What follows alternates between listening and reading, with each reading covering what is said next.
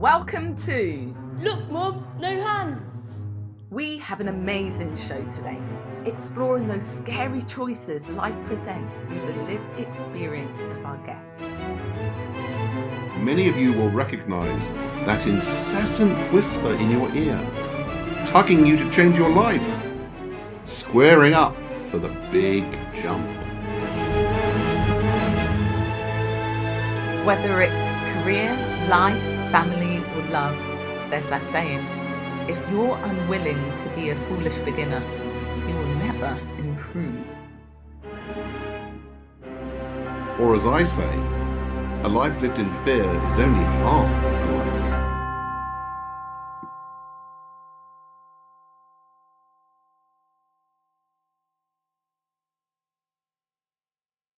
Hello, thank you for joining us for another episode. We are coming live from, pre-recorded, the Cole office in King's Cross, London. We're joined by my co-host, Daniel, and today's guest, Dan Pelles. Am I pronouncing that correct? Pelles, yeah. Pelles. Yes, thank you for having us. Thank you for coming. Hello. Hello. Dan being the head chef here. Yeah. Congratulations. Thank you very much. I mean, just taking a look at this incredible restaurant. It is beautiful. I mean, the location, and we've had a chance to spend a few minutes getting a little bit fed and water downstairs, just seeing the food prep, and I'm starving at 10 o'clock in the morning as a result. I always say a good restaurant is, when you enter and you smell the good scents, that's a good sign. If it smells like good food. And it makes you aware of just the amount of work that goes in, the food prep, that you're not serving till lunch, and at 9 in the morning they're busy sharpening knives and chopping and baking and whatever. This profession is a lot like a live show. Most of the work is the rehearsals, and then the service time when you guests come in. It's just that's the top of the iceberg. What comes before is immense. The prep. Well, I've always thought restaurants were a bit of a performance because you can't get a second chance if it's not on the plate and correct. One shot. Yeah. One shot. I mean, that's why I always see it as a mistake to compare this profession to art. It is in some sense a form of art, but it's not really a form of art because it's really craft. That you have to hone your skills really well on it. It's just my idea. Well, I think in reading some of the background on you, you certainly talk about it being an emotional experience. A good meal, a memorable experience. And I think I think things that are emotional tend to be memorable as well. Yeah, I think good flavors are engraved in your memory from the get-go. As a kid, if you eat something or you smell something, it follows your life. Yeah, there's a lot of good restaurants around the world that base their menu on that memories and scents. Well, Dan, you've been interviewed quite a lot, which is a sign of your success. So but we take a slightly different approach. And we're not just going to do the chronological thing and allow you to tell us your story the way you want. We're going to unpick it a little bit and make you sit with some pain at moments where things weren't so easy. Go ahead. If you're happy. I'm exposed. It's okay. I live my life like that. There's a couple of moments I want to talk about. One is the 6-year-old Dan, because you talk a lot about learning at home from your grandmother. Yeah. And of course, a lot of us have creation myths or origin stories, which is the way we tell. I have one about my family history. I'm not sure how much of it is true anymore, but it's a good story, and I sort of believe it myself. But I mean, you as a 6-year-old, were you all clear then that you had this kind of interest in the kitchen, or were you just rearranging the pots and pans as a kind of technical exercise? Well, my mom says when I was a toddler, 3 years old, 3. She brought all the pots and pans to the lower level, so I don't climb up the marble. Eliminating a risk already. Yeah. And my thing was to get all the pots and pans out and rearrange them. I don't know if it was organized or not, but that's what she's saying. So this is really important. Were you trying to make the nest as efficiently as possible so that they fit inside each other? I need to investigate that more with my mom. How OCD I was there already, but it started at 3, and then at 6. My mom is liberal, she just let me cook dinners, and there's literally photos of me, cooking meals at that age. It's weird. I don't know why it attracted me so much. I think it more or less connected to the fact that if I have to find a good answer about it, it's I always tried to be independent as a young kid. It was very important for me, and there's a sense of independence in the kitchen where you're in control. You're in control. You're cooking something. If you're gonna make it bad, it's upon you. If you're gonna make it great, it's upon you. So yeah, you're absolutely right. It's independence. I always remember my mum having a panic attack when she realised I was leaving home properly, and she hadn't taught me to cook, or I hadn't learned to cook, and she bought me a wok, a big bottle of soy sauce, and said, "Just chop everything small, and put in some soy. You can't go wrong." And this was kind of like her survival package for a son that hadn't learned any kitchen skills. A wok and a bottle of soy. That's good. That's good. But also the idea that I had so few culinary skills that all I had to do was chop everything small. It was like an idiot's guide to leaving home. Yeah. So I mean, do you looking back now, do you think you were always destined to be a chef, or was there a moment when you might have done something else? Your father's a lawyer, right? Yeah, my father owns his own law office. And did he want to encourage you in that direction? No, my parents were liberal from day one. Like, never had the intention of like, you should do what we think you should do. It was very like hands off, do what's right for you, and it shows. My older brother started in the law office with my dad, but then changed his mind. No hard feelings. Now he's he worked in Hilton Hotel and he's in the hotel industry. My other brother Jonathan is a painter. He lived most of his life in Florence, his professional life, and now he's in Tel Aviv making his art. And my sister is in professional journalist. So it's like, there's no one line of thought where you have like a dad who is a lawyer and is pushing everyone to become partners in his law office. With me, it was like, a toggle of, a war basically in my head, because that you created for yourself. It was an internal war, I say. I had thought about becoming a lawyer, and then I had thoughts about going to agriculture university in Israel, because agriculture is a big establishment in Israel. We founded Israel based on agriculture. Yes, greening the desert. Yeah. Yep. And one day my oldest brother Guy, he worked back then in a catering company with a successful chef from Israel, and he told him about me and my history. I basically cooked in my younger life in restaurants, and then the army service kind of stopped it, so I haven't touched it in a long time. And he said, well, if your brother is thinking about that profession, he should take it seriously and go to the US to learn culinary skills. And then I opened that website page, and from then, it clicked really fast. So I didn't have a struggle with my parents to convince them or something like that. I remember that night very vividly when I called my dad. He came into my room, he sat on the couch, and I showed him that website, and I said, I think this is what I want to do. And he said, let's go for it. Okay. And I owe that to my parents, the liberty and the kind of like... Is it the confidence in you to follow your own path? 100%.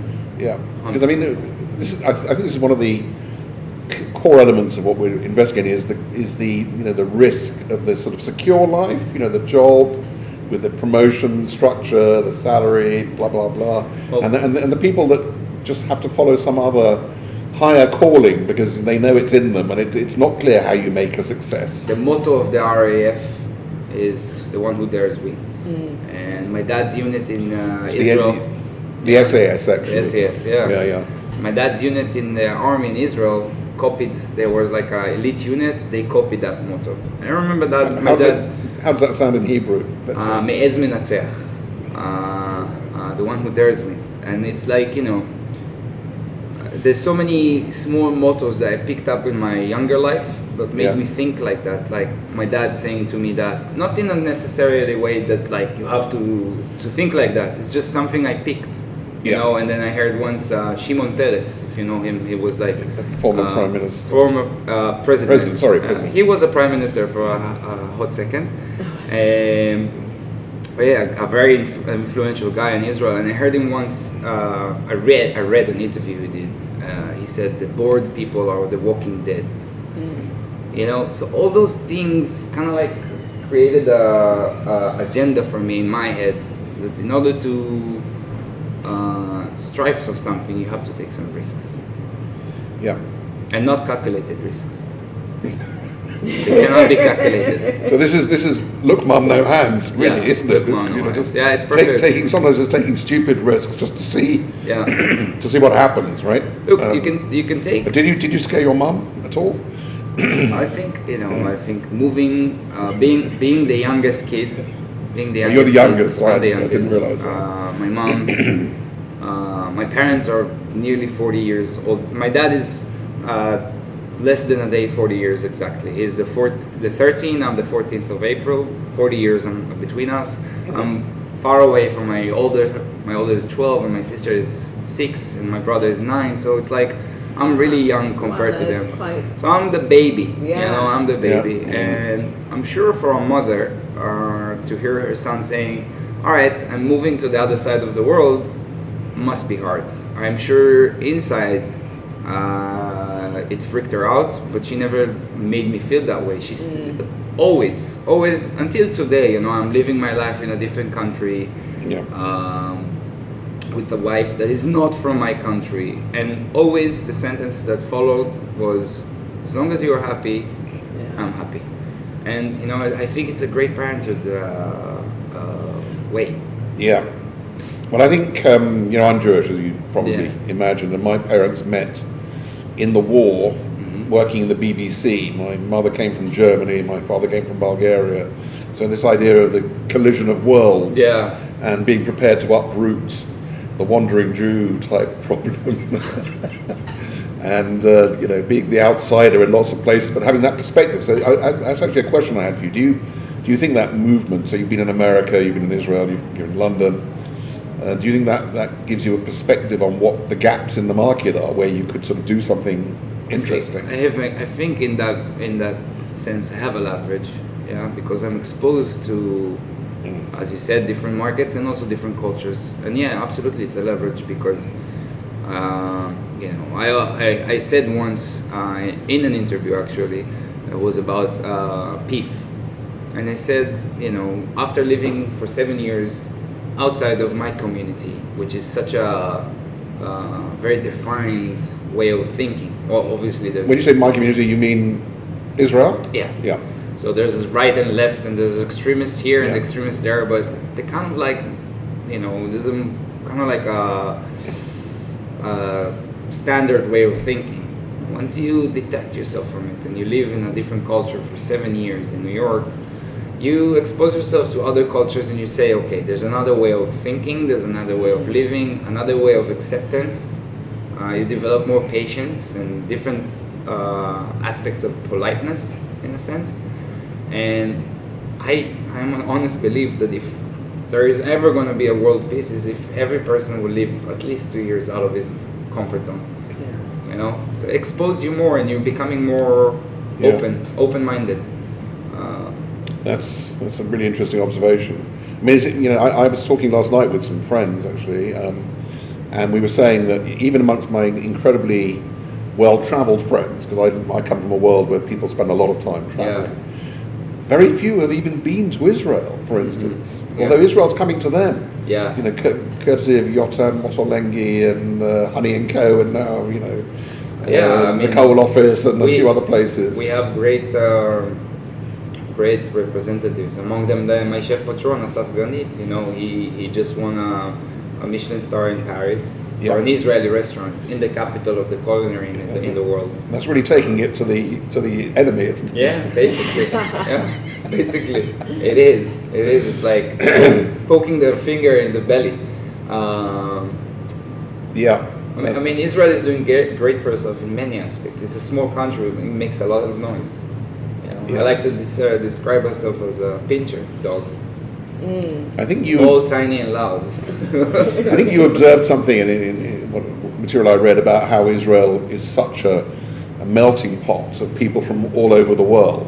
You know, and I've experienced that when I go there. That you can just have the cuisine from anywhere in the world. It's a bit like a New York or a London, actually, but obviously on a tiny scale by comparison. I always describe in terms of the depth of offering and so forth. Tel Aviv is like a small neighborhood in New York, just with a seashore. Yeah, that's how it feels. But you know, all those my things daughter calls it Shoreditch on Sea, actually. Shoreditch on Sea. That's a good one. Shoreditch on Sea. Yeah, it feels that way. It does feel that way, yeah. But when you know in specifics and exactly what we're doing here, the modern day Jerusalem cuisine, Jerusalem is such a brand. You know, it's like you say Jerusalem to anyone, and he immediately know what it means. You know, it's like probably one of the biggest brands. It's bigger than Nike, in a sense. Yeah. And Jerusalem in specific, and where the restaurant Machne Yehuda that Koloff is generated its DNA from, is coming, is the biggest melting pot in the world in terms of religion, in terms of food, in terms of people. You have everything in Jerusalem. It's so liberal and so orthodox. But it's not just the offering of food; it's the interest in food. It's the occasions that are you know catalyzed by food. The celebration around it, and everything has a connection to some sort of a tradition. It's not just here eat. You know, it's like. I mean, you know, just the obsession with the best hummus is a hilarious element. Hummus, The queues for the best hummus. Yeah. So, when you look at your career, you've made moves to New York. Did you leave New York for a reason? Is your wife American? My wife is from New York. And you met her at the 3-star Michelin-starred restaurant you were at? My wife is from Brooklyn, and we met at John George where I worked. The reason we left New York was I was fed up, pretty much. Everything kind of like aligned, you know. I was fed up. Being fed up's good as a chef, though. It means you're eating well, doesn't it? I guess fed up is very American, right? That's an old joke in my family. Yeah. When people were fed up, I say, "What are you complaining about?" It's true. Very Jewish. Sorry, I'm interrupting your flow. Dan. Oh, it's good. It's good. So everything aligned because she got a proposal from her American company to come here and relocate. Right. Because they opened a branch here in London, and you know, I said, London, let's go. It's another great capital. Yeah. Another great opportunity to expose myself and kind of like outreach to another culture. And you know, I felt after the 7 years in New York that it's really developed me as a human being beyond the chef. You know, more eclectic in a way. But and I said, let's go here. It's going to be great. My intentions were not to go back home. No. Never. You never want to go. Or you know, maybe in the far future to kind of like retire there. It's interesting hearing you say that when I have a daughter who made Aliyah, who chose to leave England and go to Israel. But she's incredibly powerful in Israel because she's got all that British charm. Yeah. Plus chutzpah, and she's learnt the Israeli directness. So she can like play any end of the spectrum you want. You know, if they're being direct, she's being charming. If they're being charming, she's being direct. You know, great. Works great. Yeah. That's it reminds me of my grandma that came from Scotland, from Glasgow in the 50s. She was one of 8, the youngest. Her father's dream was to do Aliyah to Israel, and she was the one that did it. Right. Yeah. It's like that. So how do you compare the UK or London, maybe is more correct, to your previous experiences? I mean, I guess that's sort of a general question, you know, and also a kind of a restaurant level question as well. Do we appreciate the food? Because we had such a terrible reputation for so long in England. Nobody came here for the food, but you know that's changed so much. And what are your impressions? I'll tell you that in terms of taste, is a completely different animal. Because in New York, nothing stops to the level where you, on your days off, still have that necessity for consumption in some way. It never stops. You cannot stop. Where here, time off is time off, And I grew to appreciate that a lot. And then I think culturally speaking, there's more depth here, obviously because of history. But it's like the UK is way more cultural in sense of like true genuine culture, and something for someone from Israel, it's very easy to connect to, rather than adapting to the American modern culture. Something I liked for many years, but then, as I said, I was a bit fed up with it. Kind of like the lack of culture in a sense. And when I'm saying culture in specific, it's literature, art, music, and everything involved with that. It's just more depth here to it. And it affects the food, eventually, the way people dine, the politeness here. In New York, if something is wrong, you'll immediately know it. Here, it's kind of like coming from the back door. Yeah. You mean, are you talking about when customers give you feedback? Yeah, you won't hear it. They will tell you they love it, just from the place of being very, very adequate and polite. Yeah.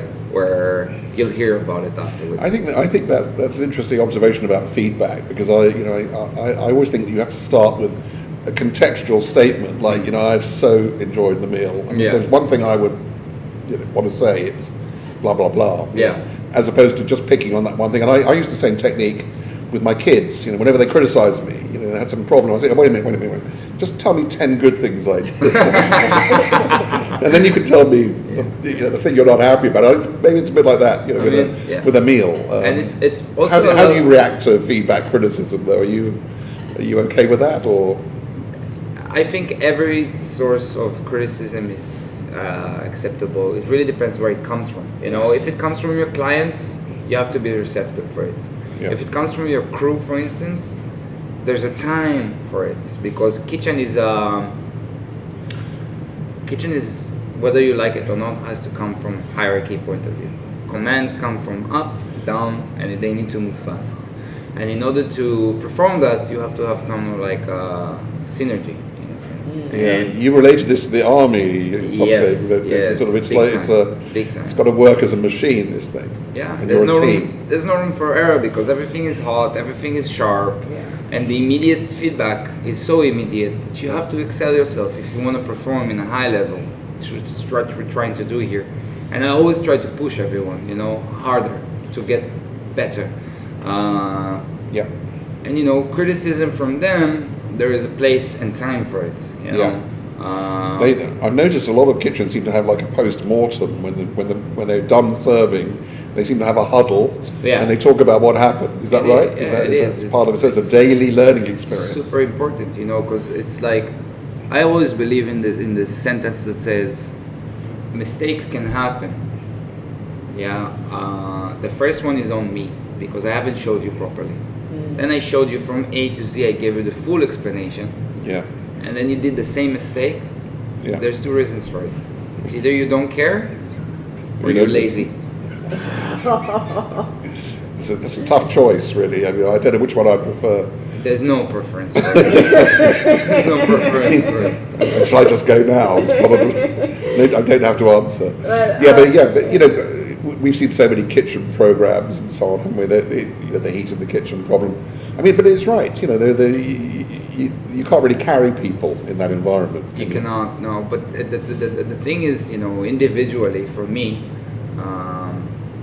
it's not rare. That's why I keep doing it so much. Is where I get that sense where I serve something to someone, and I see the either awe or the emotion of like, even the slightest smile gives me some goosebumps that goes from my top of my spine all the way down, and it's so rewarding to work so hard and get that emotion from someone. And you never know who steps into your restaurant and what kind of day because you had, the colours and the presentation of your food are incredible. I mean, that's part of it, isn't it? I was going to talk to you about a restaurant that I discovered in the very early days when our daughter made Aliyah, called The Old Man in the Sea down in Ajah. Yeah, very famous. And for anyone that doesn't know that... Before you continue this story, not everyone's going to know what Aliyah is. It's when my daughter decided to make a life in Israel, really, Yeah. which is an open invitation from Israel to anyone that qualifies, not hard to qualify, to come and settle in Israel. And there's a sort of policy to encourage people to do that. Right. Aliyah means literally going up. Okay. That's the literal translation. And there was many aliyahs during the history. The first ones being in the 1800s, the late 1800s. My grandpa did an aliyah. Was the third aliyah from Poland. So yeah. Just so our listeners know that those Yeah. who aren't Yeah. familiar with. This isn't a promo for the Israeli Tourist Board, but, Yeah. but we were always adventurous in looking for good food. And you know, Ajah has this reputation for being a bit further south than many Tel Aviv residents would want to go. Yeah. And but we were going to go, and we found this incredible restaurant called the Old Man and the Sea, which has an industrial approach to catering. You'd sit at your table, and within 10 seconds, little diamond-shaped small dishes would arrive with endless vegetarian offerings. They would literally fill the table with this pattern of diamond dishes. Salatim, salads. And somewhere in the kitchen, one guy made the carrot salad, one guy made the aubergine salad. And just when you thought you couldn't have any more, they would refill them. Yeah. And then when you thought that's over, they said, now we're moving on to the fish. Yeah. And it was an incredible experience. And they came around very honestly with stainless steel trolleys and plastic buckets and just put things in there the way that I suspect you don't do here. We do not do it here. We do not do it here. But But the food was amazing. Yeah, I mean, it's a great way to experience Israel eating. I think the sharing table is something that is very common and very important in order to explain how we eat in Israel. Here, the menu, in instance, is a sharing concept. Right. And that's the idea, to have that bountiful, colorful meal. Yeah, and that takes the stress out of ordering as well. You just present, rather than everyone having to make their own The decision. buffet. That's why my favourite food is buffet. That's right. Your last meal was an all-you-can-eat buffet. Just keep it coming. Funny, apparently most professional chefs, if they had to have a last meal, I'm sorry, that's not a very pleasant thought, but they all want to go to the Asador Etxebarri in Spain. I just been there. Have you? I Did you meet Victor? Yeah. I've been there 3 times. I went there first in 2006 when no one knew about it. Yeah. And now it's impossible. Was incredible. My wife works in the industry, so she got an inn. We got a booking and we went there for a day. We flew in and out. It was amazing. Oh, really? Yeah, it's in a restaurant south of Bilbao in a lovely valley, in a place called Axpe in Spain. And the last time I went there, I went in on the coattails of the Galician meat producer that they use for their steak. So you have to have a way in, otherwise it's just too complicated. But, I have to say, this comes back to a thought that when I went there last time, it was full of Americans who were just wanting to be seen. You expect that, it was promoted with the American television show, the Chef's Table, so it's like, happens. I actually saw a documentary about Anthony Bourdain. And he's interviewing a woman in Italy in a restaurant, and he says, okay, let's flip the napkin and everything. And she says, why? And he said, you've been here eating all your life. She said, yes. And he said to her, you want to see tomorrow this restaurant packed with American tourists? And she said, I don't care. But it shows you, it has such an impact, television on restaurants. Yeah, well, I noticed this restaurant, the Asador Etxebarri, when we went, it wasn't anywhere on any lists. And then one day I was reading something and it was in the top 30 restaurants in the world, and then it ends up at number 3 or something ridiculous. This year just won number 6. So it is an amazing establishment. Yeah. I was going to say, I've got a question here saying that what point did everything change for you? You're saying things on TV can change things instantly with this restaurant. You did Game of Chefs. Yeah, in Israel. That changed for you, being in the Israeli defense, what do you call it there? Army forces. So you've had various points where things have flipped for you. But what do you feel has been the most that has resonated, and you think, wow, actually, this is going better than what I could have planned out on paper? I think the last thing that happened in my life is coming here and meeting Asaf, who is the chef patron here. I think that's mere luck, because we planned to move here, and I had stages aligned in Alain Ducasse and Core by Claire Smith for positions. I said again, the 3 Michelin and la. And then COVID started, and I told my wife, let's go 3 months to Israel before we move into the UK, and she said fine. We were in Israel, and then COVID. This plan is not happening. Guess what? And I found myself sitting at home for 8 months, and for someone like me, I cannot even explain it. So have you stayed with your parents? Yeah, me, my wife, and my parents was great. I was really happy from that aspect, but I was climbing the walls.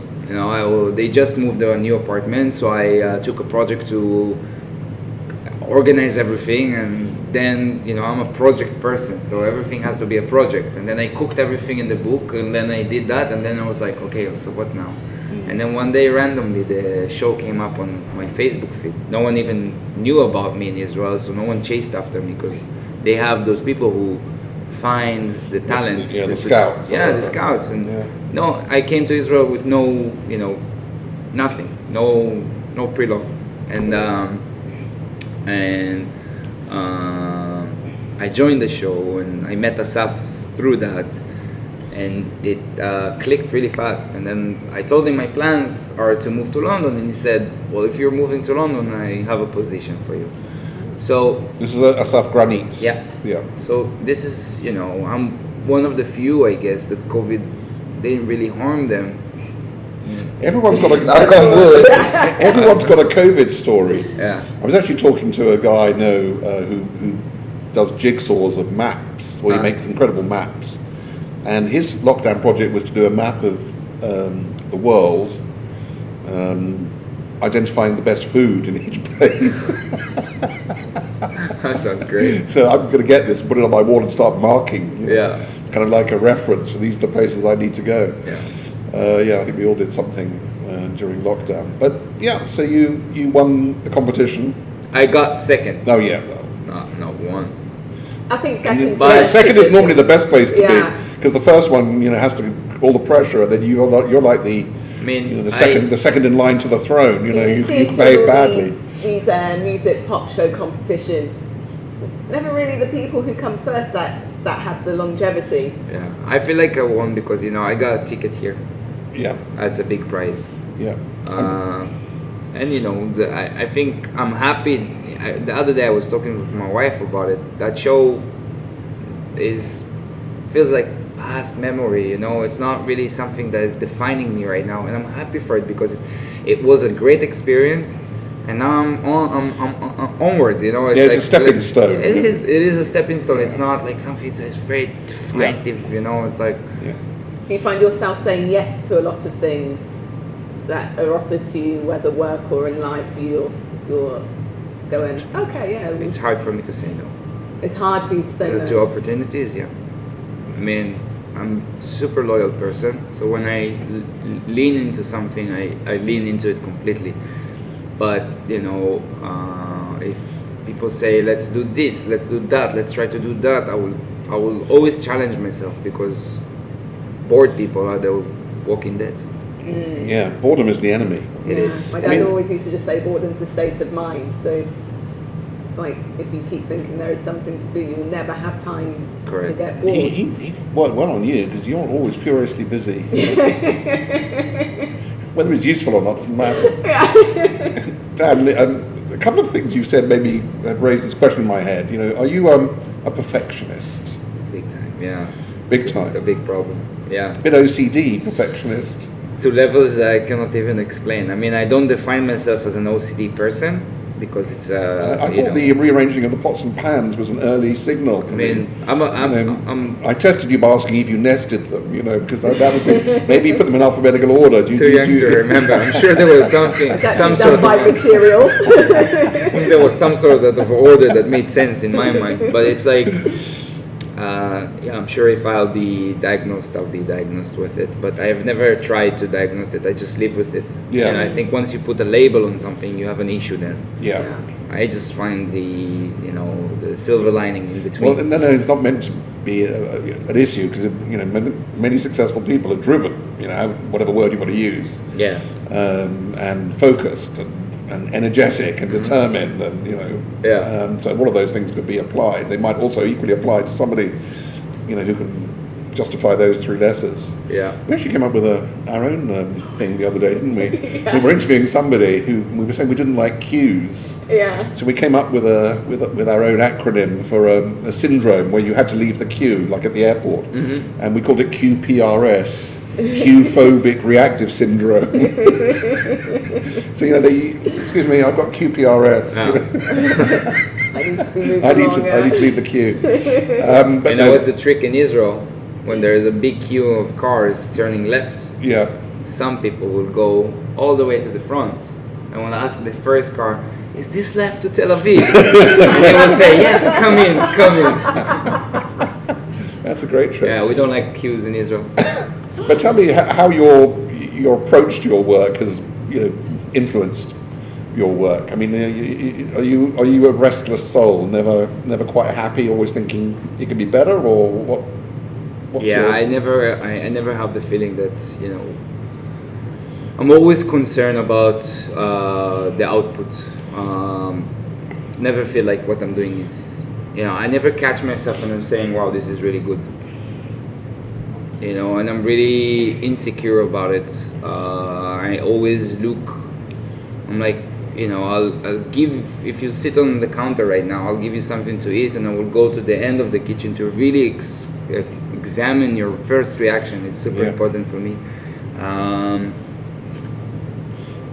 You mentioned that a couple of times, actually. That's quite interesting. So, I mean, you get joy or satisfaction from seeing, in a reflected way, from seeing your customers, the wow as the plate is presented, and then the second wow when they take the first mouthful, and then maybe some comment they might make, hopefully in person rather than on some anonymous website. It's a form of confirmation for saying, it's like a tap on my shoulder to say, good job, and thankfully it's not rarely, but still, I'm not waking up in the morning and saying I'm the best or I'm amazing. I wake up in the morning with like the sense of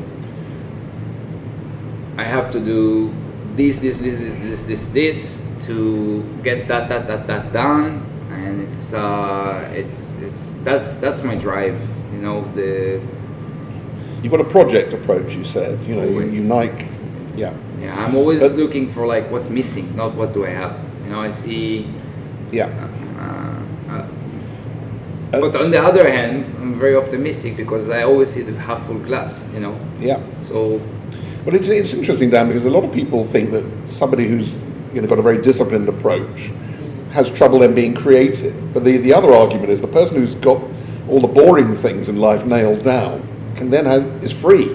Correct. To use their inventive and creative side. So where does your inventive creative side come through in your approach to food menus? I noticed you using the whey from the waste whey to make a dressing for the asparagus. And as you said, in the kitchen world we call it mise en place, right? So everything must be in place. So once everything must be in place, my head is calm. Yeah. And then it goes wonder. And that's what brings me into the creation mode. So the creation mode comes after that, and the place it comes from, it can be anything. It can be something I see in the middle of the street, or a bite I had that made me thought about something else, or I read in a book something that made me think about it, or someone shared something with me on Instagram and said, "Oh, this could really work," or it's very. Random. It's not like a process that I get myself into. You're into torturing vegetables at the moment, is that right? Torturing vegetables, yeah, because they don't apparently feel pain. Although I think some Israeli scientists has probably proved by now that they do. Yeah. Because they're well ahead of the game. But I'm sorry, that's just my form of expression, but I Yeah. mean, working vegetables Yeah. into something amazing, Yeah, I mean, I think it's very plant-based. appealing to a lot of people in the market.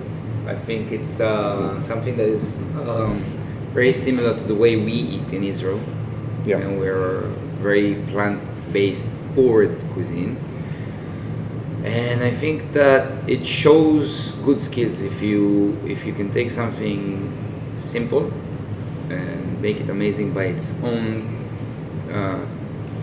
characteristics. So, for instance, take a cucumber and make something amazing just from that cucumber.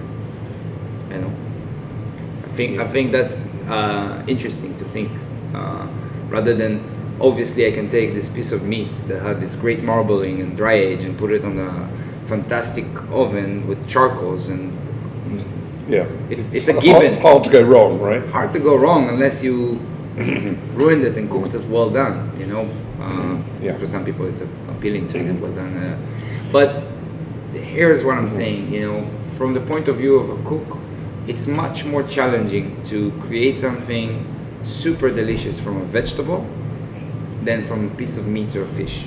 And you have to be aware of what's going on in our world. You have 42 degrees here in the UK. What is it for? Global warming, overfishing, over farming for cows, mass producing. Well, I mean, that's a good debate, but you're saying we should prepare for a world where we are more responsible. You were talking about meat and fish being a sort of like a special treat or something, not an everyday item. Even in my home, growing up, piece of meat was a celebrated thing. Roast or leg of lamb. I came from a UK heritage, so a roast or a leg of lamb was on holidays or on a Friday meal or Saturday lunch. Never just a random, let's have steak for lunch. It never happened. Well, in a well-organized kitchen, the roast on the Sunday would feed into other things all week. They would be cropping up in smaller items. Yeah. Now, I think that's interesting. I mean, does that mean that you are involved in the provenance side of things? Are you, when you source your vegetables or fruit vegetables, are you finding people that make particularly delicious tomatoes or something? 100%. It's super important for me to be connected with the suppliers. Do you work with companies like Natura or? I work with Natura, I work with All Greens, and I work with random people. Literally 3 months ago when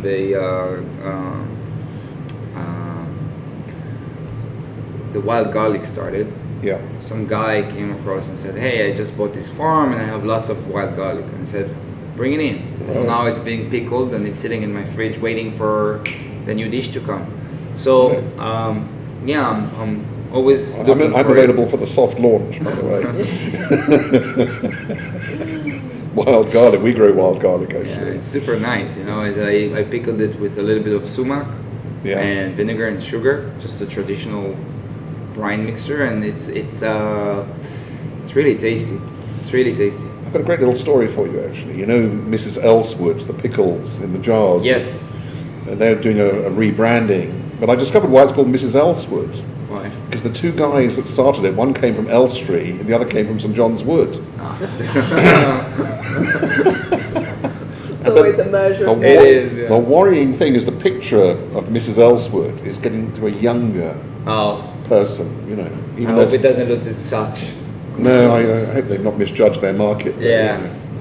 But I think that, as you say, so what are you doing to vegetables? When I say torturing, it's a sort of joke, but are you fermenting, are you pickling, are you doing other things to... What's the biggest problem here in the UK is the short seasons. I call it the brutal beauty of seasonality. It's so good when it's on season, and it ends like that, and then you need to find for instance, that asparagus dish that was on the menu was literally 3 weeks, and it's so heartbreaking when it happens, because the next day they will call you and say, listen, the line of asparagus is ending because it's not that good anymore, and then it pushes you to think a lot. So pickling, absolutely, to extend seasons, preserving, but also, different techniques with the same vegetable. For instance, we'll get this beautiful zucchini from Natura, and then we'll try to roast it, we'll try to deep fry it, we'll try to stuff it, we'll try to serve it raw, we'll try to sear it, whatever technique, steam it, poach it, and then we'll decide, okay, this is really give it the right stage for something, and then you'll think what flavors will bring it into a synergy of flavors. So it's like, all right, it needs some nuttiness, or it needs some fatness, or it needs some acid here, or a kick of spice, and then this is how you build those dishes. You say creativity, everybody thinks like it's some weird chef science looking, creating those potions, and it's not. It's a craft. It's like being a carpenter. You build a table. You know how to build it. You know how to fine it. It's the same way of thinking about food. It's you have a bank of flavors. You know what works with what, and you experiment with the techniques of each thing. Has there been something that you've created and you think this is going to be, well, you don't think that excitedly, this is going to be so amazing, and you taste it, you think, oh my so god. Many times. That's why I'm saying in the beginning of the interview, we said that the tip of the iceberg is the service. Yeah. The amount of hours given into each creation of a dish or new dish that comes into the menu is endless amount of bad tests of something that was like, wow, this is horrible. Sometimes great mistakes happen in the kitchen. For instance, that labane reduction. We reduce the labane every day and we get rid of the whey. And I said, why are we getting rid of it? Let me make a vinaigrette out of it. So I put it in a pot and I started reducing it slowly. And I thought, I'm gonna have this beautiful white substance, and I'm gonna mix it with some oil and lemon, and it's gonna be like saying in your mouth, and then it started caramelizing because there is natural yeast and sugar in the yogurt, and I was like, shit. And then I tasted it because I thought, oh shit, I burnt it. Yeah. And then I tasted it, I was like, wow, it's like crazy umami flavor in your mouth, and that's a mistake. Yeah. It happened by a mistake. A lot of the kitchen inventions were sort of mistakes, were they? Dropping things, eaten mess. Mm-hmm. What's been your biggest mistake outside of the kitchen? Can you say you like to do projects, you've got things that have there been things that you thought, I can do this, may not have the skills to do it, it's really away from everything that I've learnt in life, but you've given it a go and failed? What do you enjoy doing away from work? I'll give you a chance to think there, Dan. Yeah. Do you ride your bike with your hands behind your head? Always. Well, there's your answer. Yeah. I mean, I had a few mistakes in my life. I don't know. I have stories from my childhood that are mistakes. I don't know if it's relevant. But to be honest, but I guess the only question, we don't need to know the details. Were they the result of experimentation and adventure? Were they falling out of a tree that you climbed up, or were they, taking risks? It was a big risk. Right. So it was about taking risks. It was about taking risk. Yeah. So you seem to be, if I can observe this, a fascinating mixture, an unusual mixture of somebody who's incredibly detailed, project-driven, disciplined, and yet this kind of crazy risk taker on the other side. It's almost like you've got the bad boy in you. Yes. There's the bad boy in you struggling with the the good boy in you, and sometimes one wins and the other. I think the good boy is getting kind of like 80% of the action here, but the bad boy is definitely getting a look in, right? Jekyll and Hyde. It's I don't know how to explain it. I big mistakes I've chosen, not yet. Thank God, knock on wood. Everything I've chosen was so far leading me to good places. I think the reason being is basically what this whole meeting is about is to not think twice. It's if something builds up inside of you as a thought of like, I should do that, you should do it. Because it's like, you know, my grandpa told me, no is a given. No is a given. The example he gave me is about ladies. If you need to approach a lady to ask her out, if you don't approach her, you have a no in your hand. Yeah. If you do approach and you get a yes, you earned. Yeah. If she says no, you already had it, so you didn't really lose anything. Yeah. And that's really what's all about taking risks. It's knowing that a negative result is 80%, and a successful is 10%, and something in between is also 10%. You know. Yeah. So go with that. I mean, it's enough. 10% is enough. It's so much. Yeah, it just means It's so much. I think my maths may not be very good today, but it sounds like if you try 10 times on average, you'll get very lucky. Yeah. And I think that's actually the philosophy of our show is, you know, about people who do take risks. I mean, there's this idea that you make decisions based on rational, empirical stuff, and then there's the gut instinct, intuition, and you know, and we interplay between those two. Like that, in our intro, we talk about that incessant voice in your ear, you know, whispering to you, do something, you know, make the jump, make the move. Yeah. Of course, the idea is there's the devil one side and the angel the other. So, you know, it's hard to know whether you're listening to the devil or the angel. But take that show for instance. You know, I'd never been on TV. I didn't know if it was War of Chefs. Yeah, Games of Chefs. I never Games know. of I never. War Chef is better.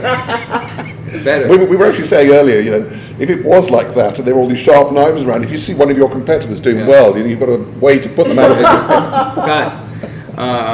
Fast and sharp. But it's you know, I could lose in so many aspects. You know, I came from New York, working for a 3 Michelin star restaurant with all that boom boom bazaar, ba ba ba ba. And then I go to this TV show and I fail the audition. How embarrassing it is for me. What will it, you know, it will always be a stain in my career. But I didn't look at it. I looked at the opportunity here and I said, yalla, let's do it. You know, it's like, what do I have to lose? Yeah, well, funny, it's interesting. That's the question you ask. Because we've actually boiled a lot of this down to that, asking yourself the right question, you know. I mean, if the question is, might it be embarrassing? Might I be rejected? You're never going to do anything. Right. If the question is, what's the worst that could happen? Or, you know, and you're robust enough, confident enough in yourself that you can wear something going wrong, you know, then that's got to be the way to go. Yeah. And you allow for the unusual thing, the unlikely thing. Being a kid in, you know, it's paralyzing, those thoughts, because being a kid in Israel, everybody goes to Eilat. It's the southern city in Israel. It's on the Red Sea. It's beautiful. It's like a resort. Yeah. And the wild kids, there is a bridge above a canal that goes from the bay, and the wild kids jump. They wait for the boats to go and then they jump. It's a big jump, is it? It is a big jump. And I was standing there, paralyzed. I could not jump, and all my friends laughed at me because I could not jump, because I was paralyzed from the thought of like, what if a boat just you know, and what if I, you know, land not good, or what if a shark comes, or like, you know, so I didn't jump. I didn't jump. Did I lose something? A joy of a moment, respect from my friends. But you know, this is a physical thing. When you take life decisions or define if the thought of what you may lose or what could happen, what could go wrong, it's the same as that kid standing on the bridge. It's paralyzing. Yeah, you won't take it. You raised a really interesting point as well, Dan, which is I think it's easier for people who have little to lose to take big risks, because, you know, what's the worst that could happen is not very much. I think as you become more successful, it becomes harder to maintain that philosophy of, you know, still letting go of your 3 Michelin star restaurant in New York and doing something else that might or might not be successful, but it takes you in a different direction. It's growth, it's development. Depends what drives you. You know, it's like for me, the 3 Michelin star restaurant I worked in was not my 3 Michelin restaurant. No. You know, it was not my stars. I worked for someone to retain his stars. And I see my chef Asaf, he's a very successful man, but he doesn't stop. Sometimes I tell people when I talk about him, he's like a shark. If he stops, he's dead. Yeah. You can see it in him and you can feel it, and it catches you, that energy. So do you use what you saw in him to keep yourself balanced? Yeah, no, I think, I'm more like him in the sense of not stopping, rather than balancing myself. I think it's like I always want to be better and achieve more, not because I lack of something. It's just I'm afraid to be bored, super afraid to be bored, and then I need something to drive me, and this is a great pusher. Well, look, I think we've brought the conversation round to this whole question of risk taking and the approach to life. Yeah. Which I think is where we want to, give people role models and life experience. And you've provided that in huge amounts. It's been really, really interesting. But you're not done yet, are you? No, you're a young man. You're a young man. Turning 34 next year. So and chefs keep going. It's not like athletes or tennis players. You get better. I think a very important thing, if I may add, is not to compare yourself to no one. I just read an article about Marco Pierre White. He went to Israel for the first time and they interviewed him. So the interview was in Hebrew and I read it in the newspaper. He was acclaimed 3 Michelin star restaurant when he was 33 years old. And I read it and I say, I'm 33 years old and I don't have that yet. It's my dream. I don't have that yet. But I think that comparing yourself to others is a mistake, especially in the kitchen. You work among chefs. It's a very competitive area. Some are better in these areas, some are better in these aspects. You have to understand that you have your own path. And I think everyone in any industry, in any form of profession, or if you're not working, if you're a kid that listens to it, just don't compare yourself. Don't have your own standards. Have your own standards. Have high standards. Yeah. Highest. Yeah. That's the other trap of comparing yourself, is you can compare yourself to people who aren't ambitious, who accept little in life. Marco Pierre White's not a bad role model. What was that restaurant that he had? Was it the one in Balham? Yes. Yeah, that one. Yeah, I know the one. I can't think of the name now. Chez Bruce, it's called now, isn't it? Today. Yeah, I think so. But it's he's now 50 or 60, so it's long years. Long years, but still young. Yeah, still creating and pushing and moving. Still learning. Yeah. So did you agree that Asador Etchebarri would be the place to go for? No. No, you'd have somewhere else in mind. Yeah. Can you say where? You'll be disappointed. No. Morley's fried chicken. It's a very humble southern fried chicken in America. Oh, it is fried chicken. That was right. It's not Morley's. Fried chicken, some braised collard greens with ham hocks, vinegar on the side. It's super American. Cornbread, a little bit of baked beans. So they got you, the Americans. In that sense, yeah. They put the honey on the chicken. Some the Cajun spice is so good. How's the cornbread done? Because Daniel's son makes a very good cornbread. Yeah. They have different ways, but so glad I asked you that. Sometimes they put jalapenos inside. It's really nice. Yeah, he puts chili. Yeah. I'm so glad I asked you that question. That's so not what I expected. so I can just imagine the end of the world and all these top chefs out there in Asador Etchebarri, and you're down there at fried chicken in Louisiana, all on your own, sweating. Maybe that's where we should leave today's interview. Absolutely, Dan, it's been amazing. Thank you so much. I hope you've enjoyed it as much as we have. Absolutely, I always enjoy it. Yeah, that's great. It's a great way to know people and share your story. And we're looking forward to being treated very well. Absolutely, you're more than welcome. We don't write reviews, so so there's no chance of losing our independence. But we will let people know that if they do want to come along to the coal office at Coal Drops Yard, you can book online and make sure you've got a date ahead because it's very busy here. Booking 2024. Thank you, everyone, and we'll see you again. Thank you. Bye. Bye. Don't miss future episodes of Look, Mum, no hands. Share and subscribe wherever you listen to your podcasts and give us a 5-star review on Apple. If you are inspired to take that leap and join us on the show and share your experiences or have a friend who might, message us on Instagram at Look Mum No Hands Podcast. This has been a Talks with My Neighbour Productions, produced and hosted by Sarah Sharman and Daniel Confino. Music by George Twidell, artwork by Jane Confino, and title voiceover by Joshua Sharman.